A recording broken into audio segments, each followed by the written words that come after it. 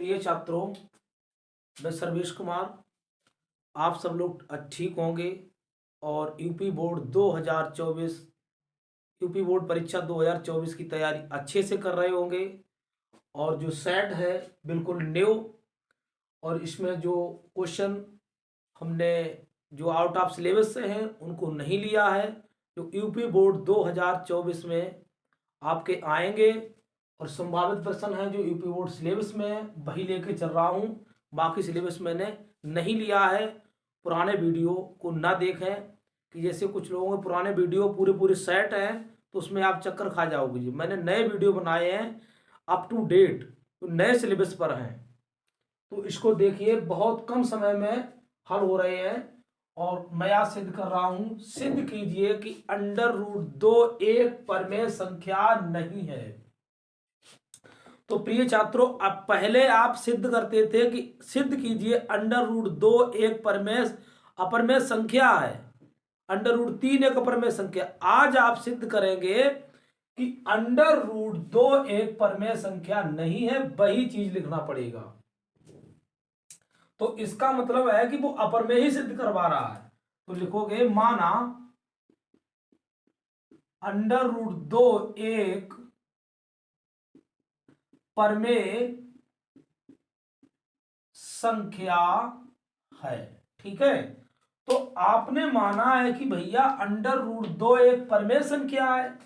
तो जब परमेय संख्या है √2, तो इसको P/Q और क्या लिखोगे, और P/Q जो है, माना √2 बराबर P/Q, तो P/Q एक सह अभाज्य पूर्णांक है। कैसे? पूरे पूरे अंक है। P भी पूरा अंक है और Q भी पूरा अंक है और सह अभाज्य पूर्णांक है। अब P/Q का HCF यहाँ कितना लिए? हमने एक लिया है। देखो, इसका भी गुणांक एक, इसका भी गुणांक एक, तो हमने इसका HCF कितना ले लिया है? एक ले लिया। और Q इज नॉट 0। एक परमेय संख्या की पहचान होती है कि P/Q सहभाज्य पूर्णांक है, P/Q का HCF एक है और Q इज नॉट 0, तभी एक परमेय संख्या होगी। ठीक है, तो जिसे मान लो राजा बाबू एक समीकरण। घबराने की जरूरत, बहुत इंपॉर्टेंट सवाल, very very very very IMP 2024 में तो आएगा, इस श्योर है। क्योंकि या तो √2 बोलेगा, √3 बोलेगा, √5 बोलेगा, √7 बोलेगा, √11 बोलेगा, √17 बोलेगा। तो यहां पर समीकरण एक ले लिया, इसे समीकरण एक है, तो इसे करो समीकरण एक का दोनों ओर वर्ग। तो वर्ग करोगे √2 का होल स्क्वायर बराबर P²/Q²। तो एक काम करते हैं, तो Q अब इसका हो जाएगा इंप्लाई दैट, तो 2 बराबर P²/Q²। अब इंप्लाई दैट इसे लिख सकते हैं कि Q² बराबर P²/2। ठीक है, अब यहां देखो, आप यहां लिखोगे P² को कौन विभाजित करता है? 2। क्या करता है भैया? विभाजित करता है। चूक लिख लो, चूक लिखोगे, चूक P² को 2 विभाजित करता है, तो इसलिए P को भी 2 विभाजित करेगा। ठीक, समीकरण कितना आ गया? इसका नाम दे दो 2। अब P क्लियर हुआ? तो भाई ये सवाल बहुत ही अच्छा है, बहुत इंपॉर्टेंट है, इसको विधिवत करिए। क्योंकि मैंने बता दिया है कि समीकरण एक का HCF एक है, समीकरण 2 अब 3 का HCF कितना? 2 है। तो हमारी अवधारणा भैया ये थी, ये थी हमारी अवधारणा, और जे निकल के आई तुम्हारी अवधारणा। तो हमारी अवधारणा गलत हो गई, अतः अंडर रूट 2 एक परिमेय संख्या नहीं है। अगले सवाल की ओर देखो, ये भी बहुत अच्छा सवाल है। त्रिभुज पी क्यू आर में कोण क्यू 90 है, टेन पी बराबर 1/√3 है, तो sine P into cos R और cos P into sine R का मान ज्ञात कीजिए। बहुत ही अच्छा सवाल है, देखते, घबराने की जरूरत नहीं है। तो पहले हम सबसे पहले इसका फिगर बनाते हैं, चित्र बनाते हैं, ठीक है।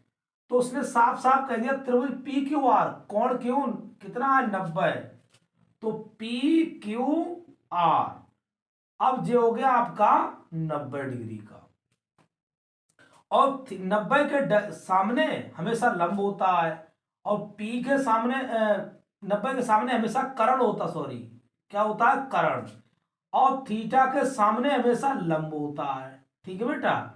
अब बचा हुआ जो आपका आधार हुआ है, तो हम लिखते हैं टेन पी बराबर 1/√3 SCT, और लाल बटे कक्का से तुरंत ही आप इसे कर दो, ए साइन थीटा, ए कॉस थीटा और ए टेन थीटा, CSC, इसे बोलते हैं CSC कोसेक थीटा और सेक थीटा और कॉट थीटा, ठीक है। तो इसमें लंब बटे आधार, लंब कितना 1, आधार कितना 3, तो कर्ण बराबर हम पी आर बराबर निकालेंगे अंडर रूट लंब का वर्ग प्लस आधार का वर्ग, तो √3 का वर्ग कितना आया, अंडर रूट 1 प्लस 3, 4, 4 का वर्गमूल 2। भैया √3 रूट किस पे भी वर्ग हो तो रूट हट जाता है, समझे। तो √3 का वर्ग कितना हुआ, 3 होता है। तो अब लिख दो, अब जो आपको गिवन किया है साइन पी और इंटू कॉस आर और कॉस पी और साइन आर। एक चित्र अपनी नजर में और बना लो, ये तो पी के लिए कोण है, और जो कोण बना लो आप आर के लिए, तो पी यहां आ जाए, क्यू अपनी जगह से हिलता नहीं, कर्ण हमेशा 90 नहीं हिलेगा, तो ये तो आपका कर्ण कितना आया 3, तो 3 तो जी आ गया कर्ण आपका, ठीक है। अब मान भर दो इसमें, लंब बदल जाएगा, जैसे जैसे जो कोण बदले तो लंब भी बदलेगा, अपनी भुजाएं बदल लेगा, तो जो हो जाएगा √3 और जो हो जाएगा 1, और 3 बदलता नहीं है। मान भर दो बहुत जल्दी से, साइन पी लंब बटे कर्ण, तो 1 बटे लंब बटे कर्ण, कर्ण कर्ण सॉरी 3 होगा, 2 होगा, ठीक ठीक, पी आर बराबर 2 है, तो 1/2 कोस आर, आर कहा यहां पर आधार बटे कितना हो जाएगा, कर्ण, आधार बटे कर्ण 1/2 कोस पी।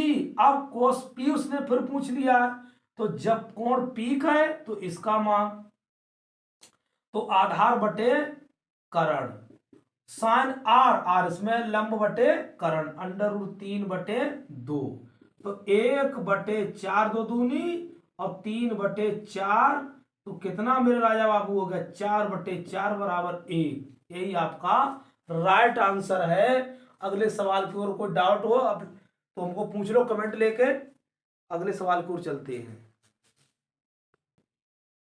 और पी का मान इस समीकरण में, पी का मान समीकरण 2 में रखने पर तो क्या लिखोगे, क्यू स्क्वायर बराबर 2c का होल स्क्वायर बटे 2, तो इसको करो कितना हो जाएगा, क्यू स्क्वायर बराबर 4c स्क्वायर बटे 2, 2 दूनी 4, तो क्यू स्क्वायर बराबर हो जाएगा 2c स्क्वायर। तो आप इसको भी लिख सकते हो, क्या लिखोगे, सी स्क्वायर बराबर क्यू स्क्वायर बटे 2, भाग कर दो 2 से, तो यहां लिखोगे चूंक क्यू स्क्वायर को 2 विभाजित करता है, इसलिए Q को भी 2 विभाजित करेगा। इस नाम दे दो समीकरण 3। अब अपनी अवधारणा लिखोगे। समीकरण 1 का HCF 1 है, समीकरण 2 व 3 का HCF कितना आया 2, HCF 2 है। अतः हमारी अवधारणा गलत, तुम्हारी अवधारणा समीकरण 1 वाली है, गलत सिद्ध हुई। अतः √2 एक परमेय संख्या नहीं है, परमेय संख्या नहीं है। यही आपको सिद्ध करना था, समझे? यही आपको सिद्ध करना था। क्लियर हुआ?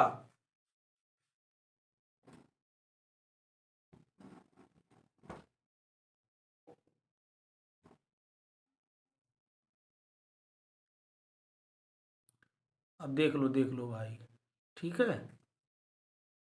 हो सकता ना दिखाई देता हो। HCF 2 है, HCF तुम्हारा इसमें आया है 1, इसमें आया है 2।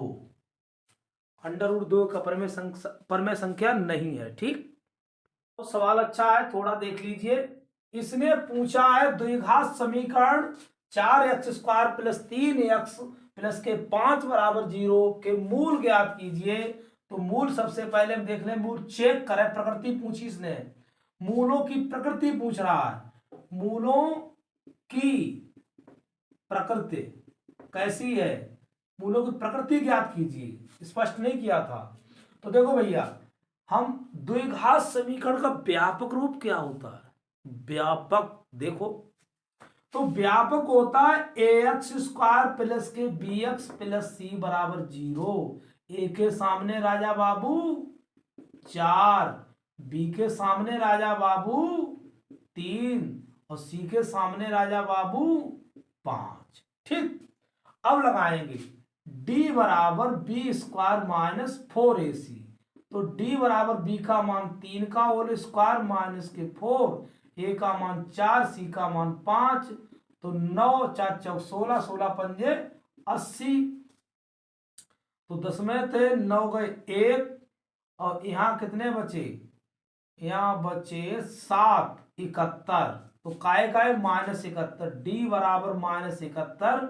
मूल आपके कैसे होंगे? काल्पनिक अधिकल्पित। ठीक है, बहुत छोटा सवाल, बहुत अच्छा सवाल था। चलते अगले सवाल की ओर। चैनल को थोड़ा सब्सक्राइब करते रहिए, लाइक करिए, शेयर करिए। हमसे नाराज क्यों हो? देखो भैया, नाराजी की बात मत करो, परीक्षा का टाइम है। उठो जागो, लक्ष्य प्राप्त करो। उठ जाग मुसाफिर, भोर हुआ फिर काहे को तू सोता है। जो सोता है वो खोता है, जो जागत है सो पावत है। चलते हैं अगले सवाल की ओर। देखो भाई, बहुत मजे का सवाल। बिंदुओं 1, 2 - 2 और b 3, 7 को जोड़ने वाले रेखाखंड की लंबाई, लंबाई पूछ रहा है, लंबाई, घर की लंबाई। देखो तो दिया है, सॉल्व करो इसके लिए। एक रेखाखंड है a और b, और 2 - 2 और 3, 7, और जे उसने पूछ ली पड़ोसी की नहीं, तुम्हारे घर की पूछी लंबाई रेखाखंड की। तो एक सूत्र होता है d = x2 - x1 का होल स्क्वायर और y2 - y1 का होल स्क्वायर। तो लिख दो जे x1 y1 x2 y2। तो d = √3 - 2 का होल स्क्वायर 7, और माइनस चिन्ह है तो प्लस लगा दो, +2 का होल स्क्वायर।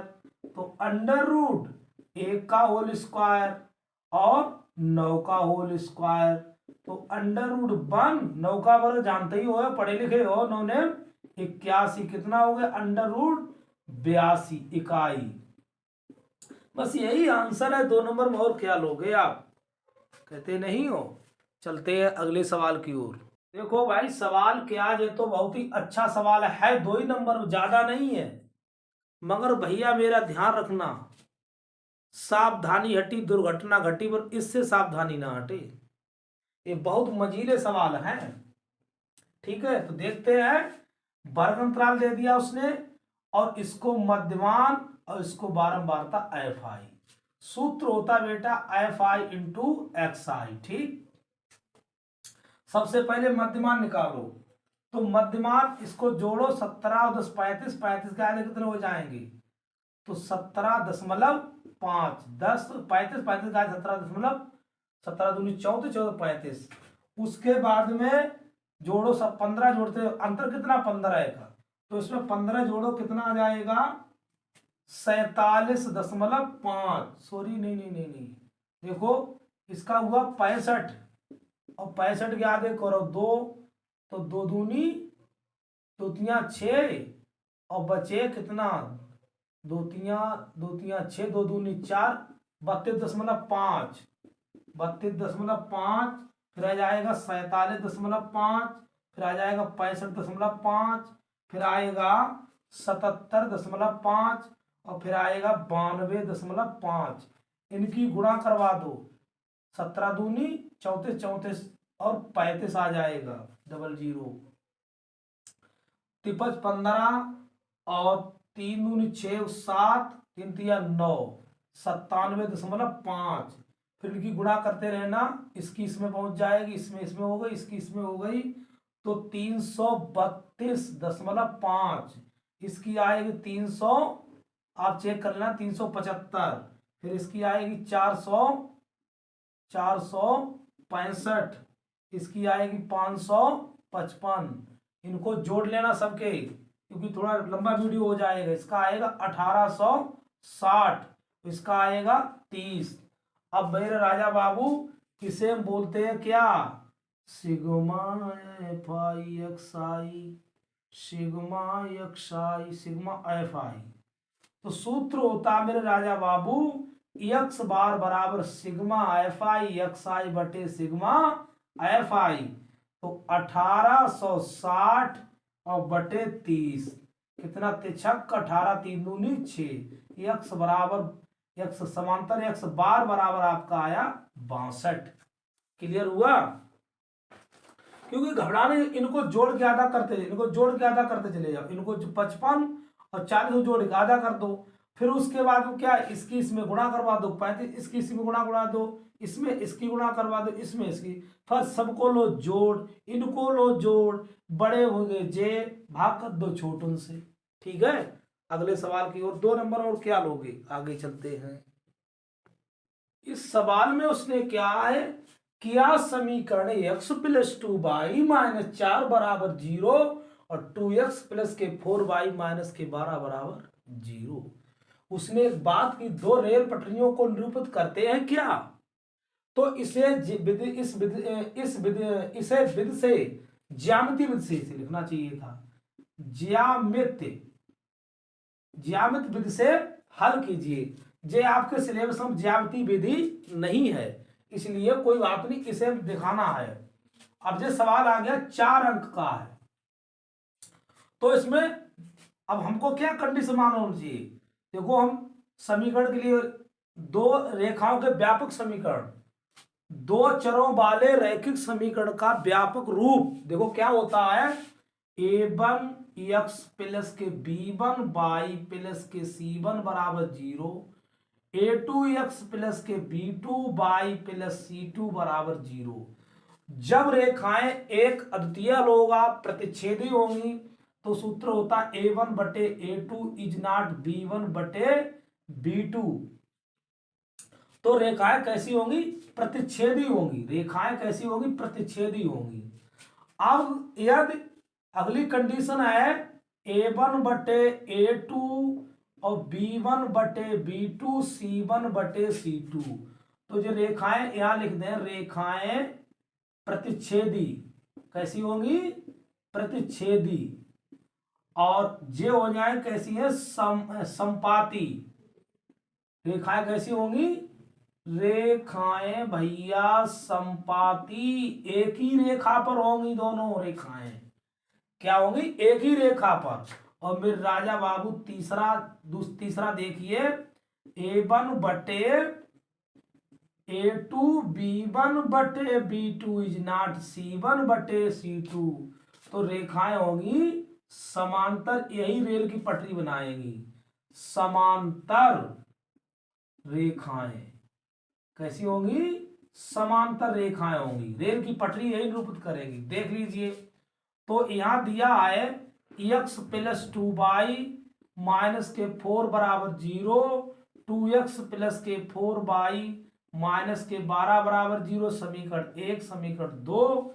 तो इसका गुणांक 1, तो A1 तो जे हो गया, B1 जे हो गया, C1 जे हो गया, A2 जे हो गया, B2 जे हो गया, C2 जे हो गया। A1 का मान 1 और A2 का मान 2, B1 का मान 2 और B2 का मान 4, C1 का मान -4, C2 का मान कितना है, -12। तो 2 दूनी 4, 4 तिया 12, 1/2 और 2 1/2, फिर भी 1/2 इज नॉट, माइनस मान कट गया, 1/3। तो अतः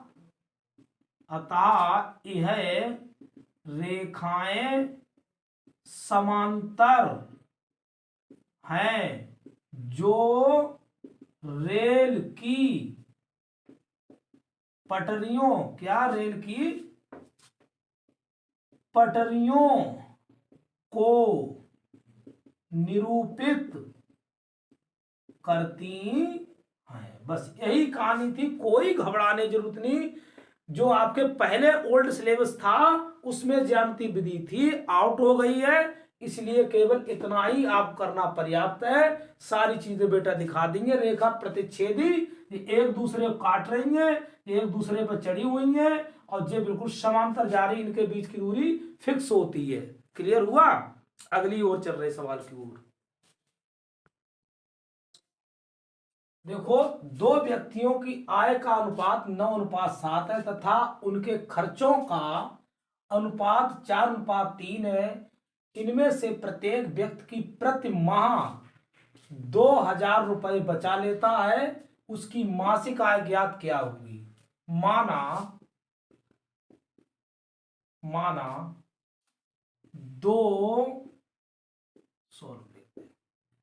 दो व्यक्तियों की आय, मासिक आय, क्या पूछ रहा, मासिक आय का अनुपात क्या हो जाएगा, 9x अनुपात 7x। और इसको क्या करोगे, और प्रश्नानुसार दो व्यक्तियों की मासिक आय का अनुपात 9x और 7x है, तो बचत क्या आएगी, बचत, हाँ, और पुनः दो व्यक्तियों का खर्च मासिक, खर्च का मासिक अनुपात कितना है, माना मैंने कितना माना, इसमें दिया 4x अनुपात 3x। तो बचत बराबर सूत्र होता है, बचत बराबर, तो बचत कितनी है, आय माइनस खर्च, ठीक, इतनी आमदनी है उसमें से खर्च बच गया। अब बचत कितनी है, 2,000, क्योंकि उसकी बचत पहले बार कितनी है, 2,000, और 9x और माइनस के इसका, सॉरी 4 बाई होगा, बाई 9x माइनस के 4 बाई तो ये तो समीकरण 1 बन गया। ऐसे लिख सकते हो 9x माइनस के 4y बराबर 2000, समीकरण 1।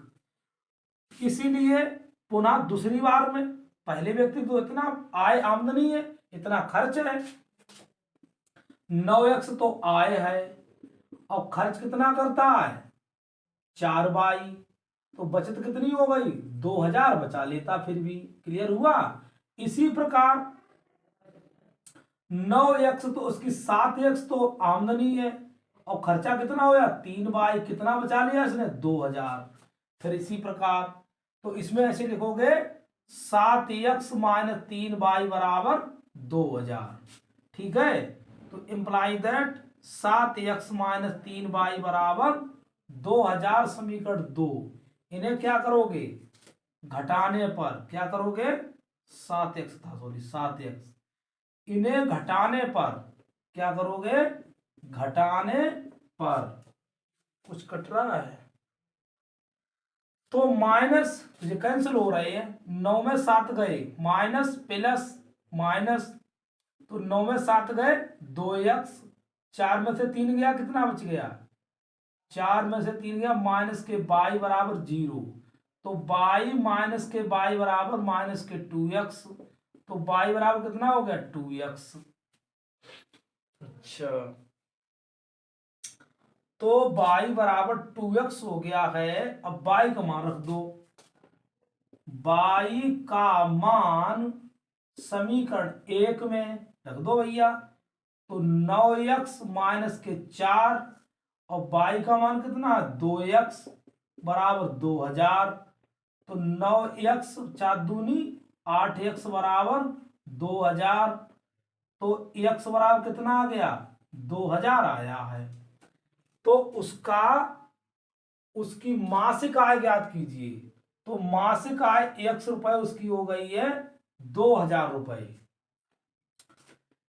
एक व्यक्ति की मासिक आय कितनी थी, मासिक आय कितनी थी 9x, पहले की 9x, 9 गुणा 2000 तो कितना आ गया 18000। ठीक है, दूसरे व्यक्ति की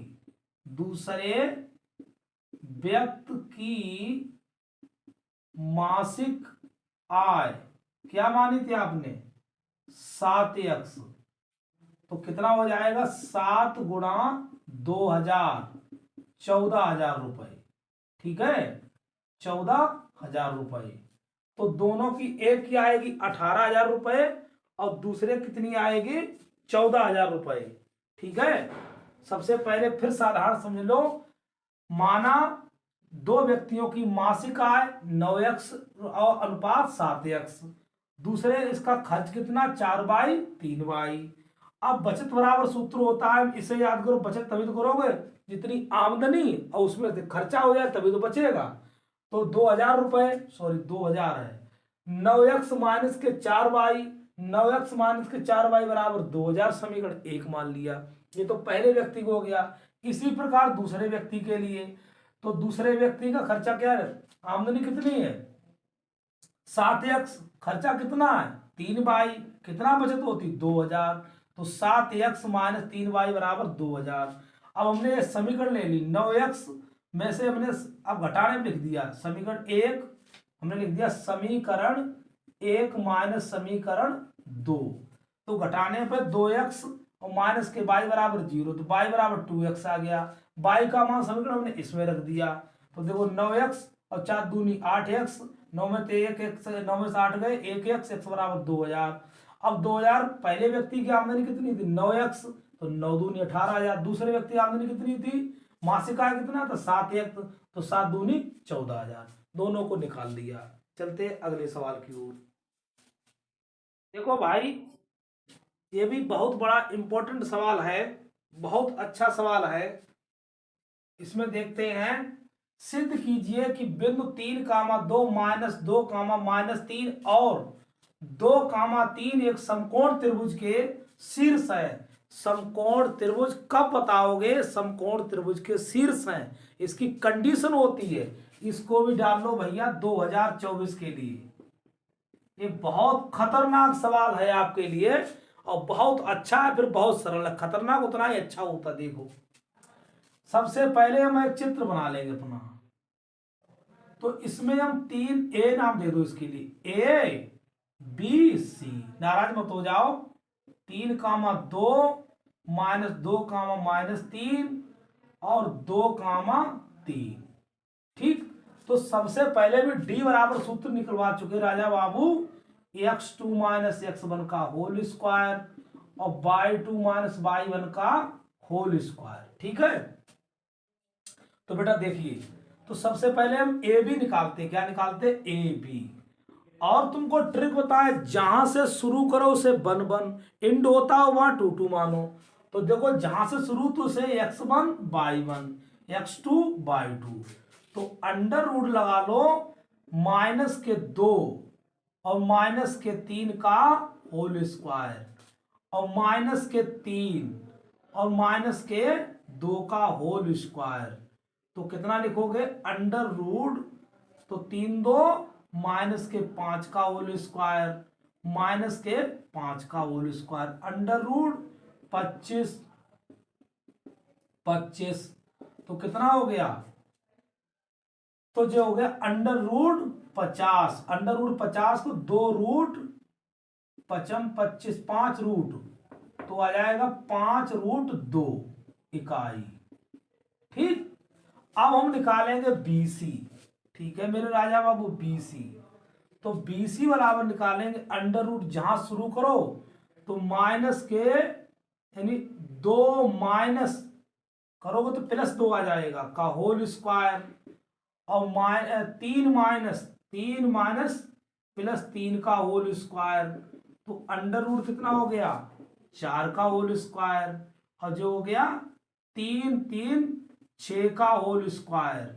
तो अंडर रूट 16 और 6 36, तो कितना हो गया है? 6 6 12, अंडर रूट 52, तो 52 इकाई हो गया। ठीक, अब निकालेंगे मेरे राजा बाबू ए सी।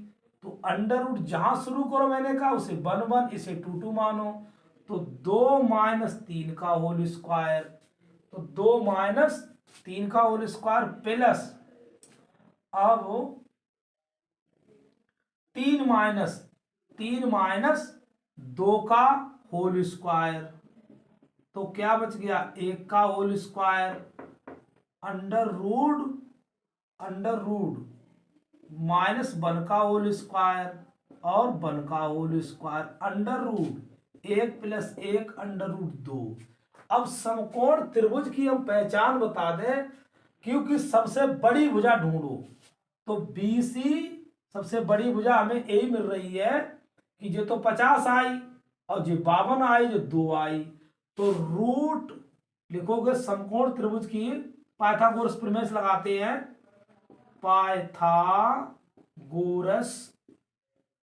प्रमेय से क्या हो जाएगा?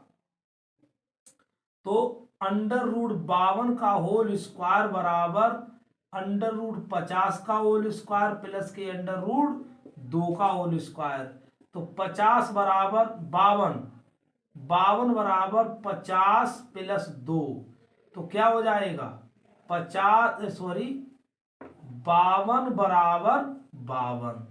अतः अब इसको चित्र की बात है, थोड़ा तो बदल सकते हैं इसके लिए।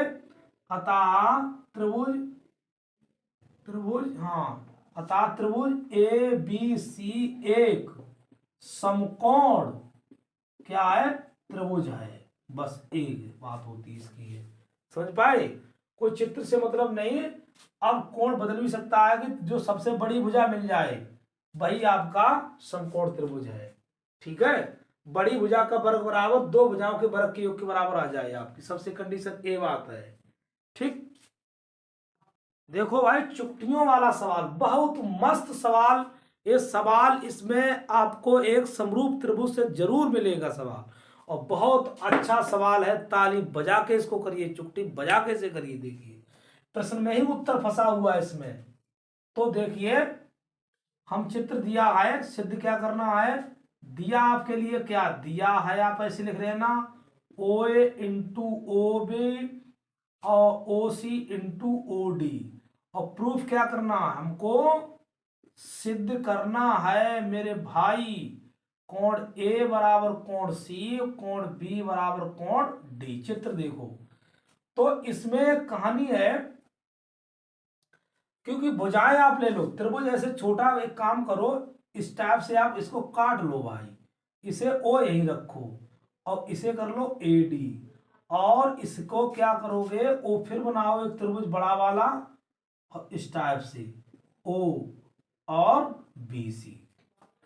तो देखो आपको भुजाएं हमें समरूप बनाना है इसके लिए, और चाहे तो इसमें कर लो ओ ए बटे ओ सी, और ओ बी बटे क्या हो जाएगा, इसे कर लो सी भी कर लो आप, सी और बी। तो देखो ओ ए बटे, इसको देखो दिया उसने, धीरे सरका दो, इसके बटे कर दो, और ओ बी बटे क्या कर दो ओ डी। तो ये तो हम लिया त्रिभुज ओ ए बटे ओ सी और ओ डी बटे, हाँ ओ डी बटे इसके कर दो ओ डी बटे ओ बी, जे भुजा इसके बटे जे भुजा इसके बटे जे, त्रिभुज एक ऐसा उभयनिष्ठ है। देखो कैसे कोण शीर्षाभिमुख कोण है, ठीक है। तो दियो जब हमने भाग कर लिया है ओ ए बटे ओ सी, ओ डी बटे ओ बी, और कोण ओ बराबर कोण ओ कैसा है, उभय निष्ठ, ये हमने ट्रिक में दिया था, उभय निष्ठ, निष्ठ ऐसे लिखना, त्रिभुज ओ ए डी तथा त्रिभुज ओ सी बी में, ऐसे लिखना, ठीक है। एक त्रिभुज ओ A D, O A D और ओ सी बी, ओ सी बी, ठीक है। अब त्रिभुज तुम्हारे कैसे हो गए, त्रिभुज समरूप हो गए। अब कैसे हो गए, ओ ए बटे ओ सी, ओ डी बटे ओ बी, तो भुजाएं समानुपात में हो गई, एक कोण तुमको मिल गया कॉमन। तो अतः त्रिभुज ओ ए डी समरूप त्रिभुज ओ सी बी का एस ए एस सी, समरूपता, समरूपता कसौटी 4 नंबर फ्री के से, ठीक है। जब त्रिभुज समरूप हो गए तो उनके संगत कोण मेरे भैया बराबर होते हैं। त्रिभुज समरूप हो जाए, अगर उनके संगत कोण बराबर है तो उनकी भुजाएं समान अनुपात में होती हैं। अगर उनकी भुजाएं समान अनुपात में हो गई तो संगत कोण बराबर होते हैं। तो लिख सकते हो कोण ए बराबर क्या लिखोगे, कोण ए बराबर कोण सी, और कोण बी बराबर कोण डी का से सीपी सीटी से, ठीक है। यही हमको सिद्ध करना था, यही हमको सिद्ध करना था, हेंस प्रूव्ड, ठीक है। धन्यवाद। कोई दिक्कत, कोई दिक्कत नहीं। वैसे एकांतर कोण भी लगा सकते थे, जब जे समांतर रेखा बन जाएगी तो जे समांतर रेखा बन जाएंगी, तिर्यक रेखा बन रही है, संगत कोण ऐसे बराबर हो जाएंगे, ये रेखाएं, ये रेखाएं, ये एकांतर कोण, ये एकांतर कोण, शीर्षाभिमुख कोण, जब कोण बराबर हो जाएंगे तो हम कोण तो सिद्ध ही करना, वैसे भी करना था, ठीक है। चित्र से ही पता चल गया, हमने समरूपता सिद्ध कर दी। अगले सवाल को चलते हैं। देखिए भाई, भूमि के एक बिंदु P से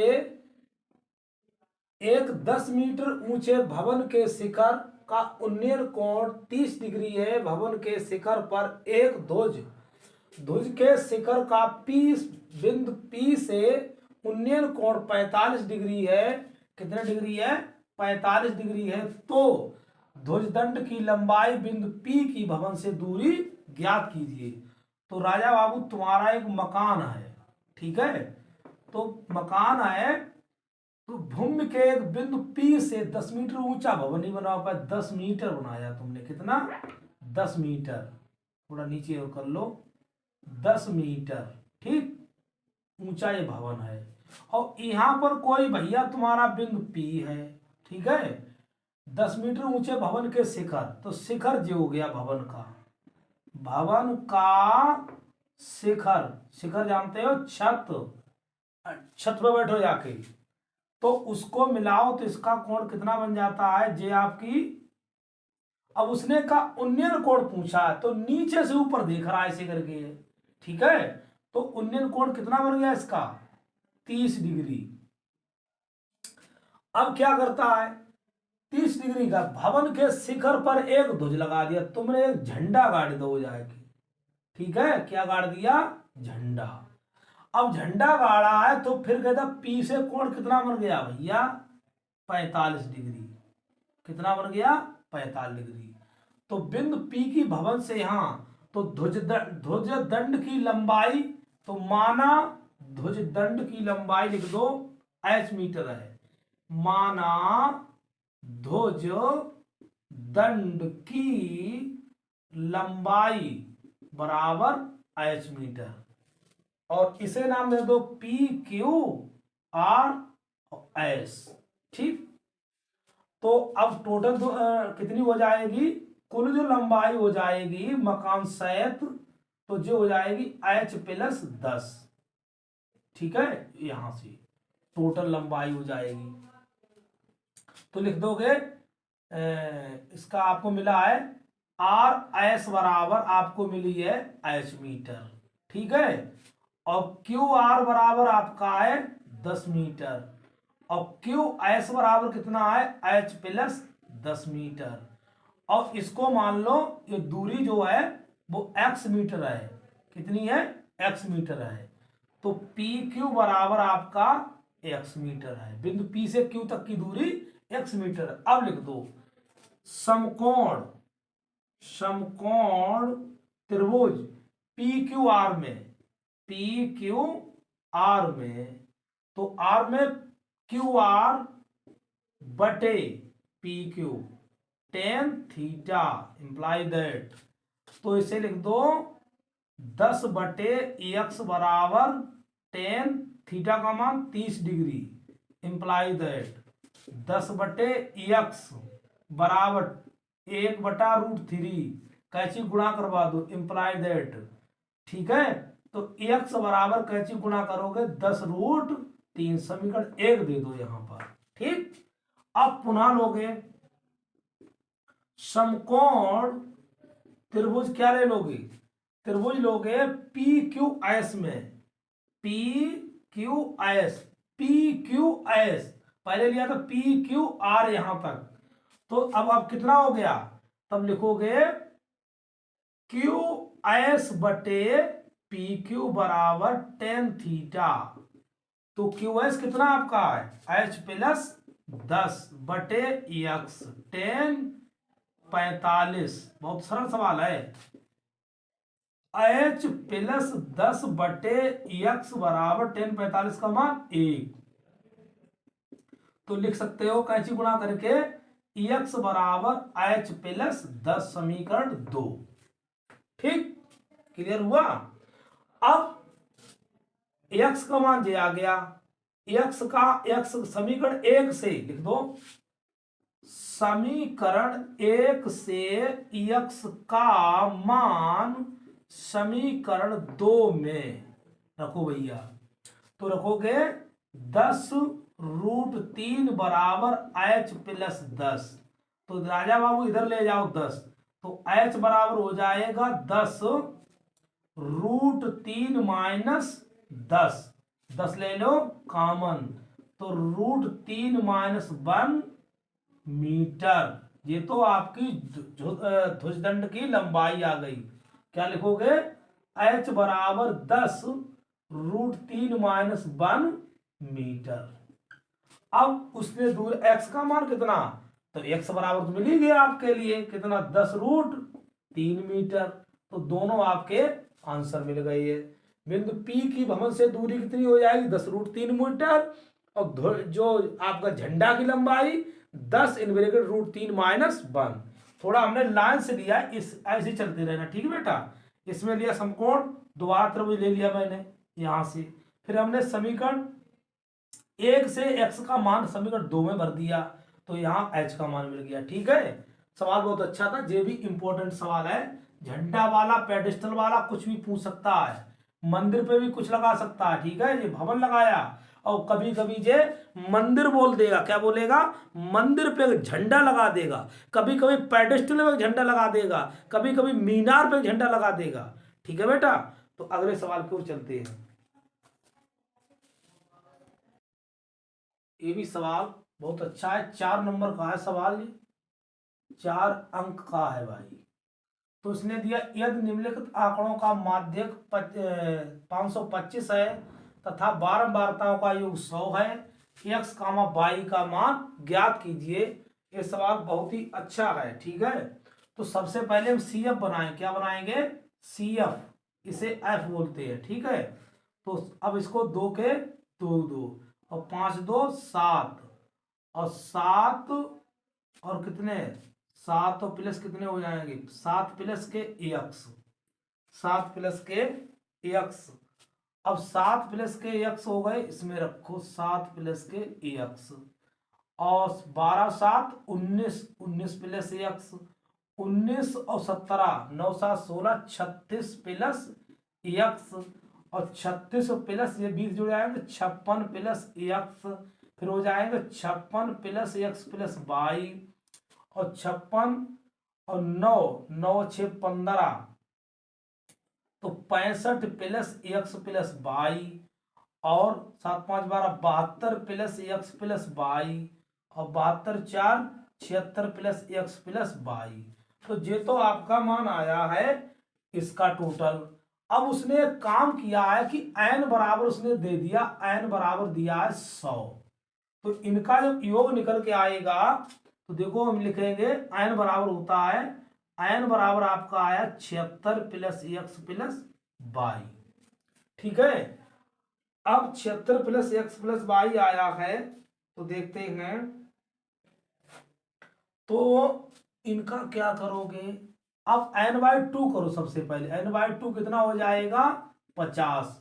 अब सब देखो 50 किस रेंज में आ रहा है, तो 50 संचयी बार का 50 जो है अंक, 50 संचयी बारंबारता, ठीक आगे देखो, ठीक ठीक अधिकतम अंक में देखो, अधिकतम, तो बारंबारता आ रही, तो सबसे देखो देखेंगे इसमें कितना मिलेगा, तो 56 फंसे जाके।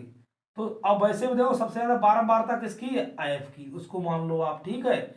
इससे ऊपर वाला क्या हो जाता है, CF हो जाता है। अब इसके बाद चले जाओ सीधे, ये हो जाएगा एल आपका, ठीक है।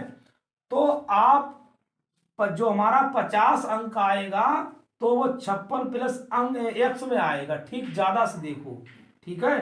तो आपके मिल गए, आपको CF बराबर कितना हो गया है, 36 प्लस x, और F बराबर कितना हो गया, 20, और L बराबर कितना हो गया आपका 500, और H बराबर डिफरेंस देखो 100 में 0 गया 100। अब माध्यिका बराबर सूत्र होता क्या होता है, ME बराबर n/2, sorry L plus n/2 minus CF और अपान F इंटू H। ये तो माध्यिका निकालने के लिए होता है। माध्यिका कितनी दी है, 525, L का मान 500, n/2 50, CF कितना है 36 प्लस x, अपान F कितना दिया है 20, इंटू H कितना दिया है 100, ठीक है।